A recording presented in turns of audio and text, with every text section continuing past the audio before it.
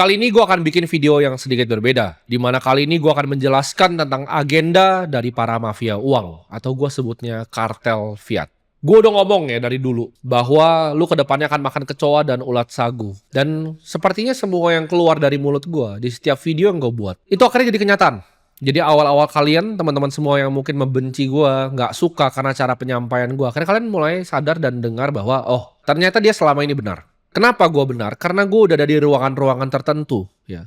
Di hidup ini gue udah sampai pintu-pintu paling akhir kalau kalian bilang ya. Gue udah ketemu dengan orang-orang paling berpengaruh bukan hanya di negara kita, bahkan di dunia. Gue tahu persis agenda apa yang mereka mau lakukan dan caranya bagaimana.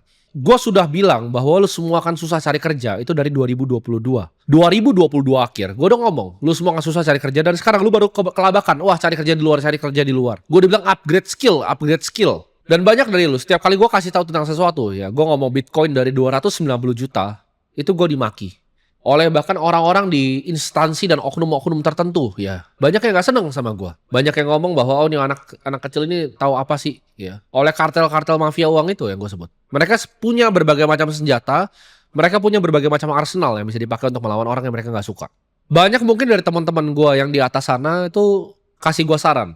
Udahlah Tim, lu udah kaya ya kan, lu tinggal trading kripto aja, lu investasi kripto itu duit lu tuh udah triliunan gitu, lu tinggal bungain 20-30% ya kan, lu dapat 200-300 miliar per tahun, lu hidup sangat enak. Dan sebenarnya betul, memang gue udah hidup sangat enak. Terus ngapain gue bikin video seperti ini, ngapain gue peduli sama kalian? Buat yang kenal gue secara pribadi ya, mungkin beberapa teman dekat gue itu tahu ya, bahkan partner gue tahu juga bahwa 2024 itu tadinya tahun terakhir gue decide untuk nyalain kamera ini. Tepatnya di Desember 2024. Gue waktu udah sempat mikir bahwa oke, udahlah, udah cukup lah. Gue ngapain sih gue begini, hidup gue sangat enak. Yang gue dapat cuma apa? Makian, hujatan ya kan. Gue dapetnya dibilang, oh Timothy ini jualan kelas, Timothy ini. Kalian nggak paham berapa banyak uang yang gue punya itu dan berapa kecil duit yang gue dapat dari kelas yang sebenarnya gue bikin untuk komunitas. Tapi kalian selalu ngomongnya, oh dia kaya dari jualan kelas, dia begini. Itu terserah kalian. Gue udah kaya udah lama. Gue udah kaya dari dulu. Jadi gue udah mikir waktu itu 2024 akhir, oke, gue udah mau berhenti dari semua sosmed. Gue ngomong ke semua orang waktu itu yang di sekitar gue udah mau berhenti. Tapi suatu ketika ya keluar video gue dan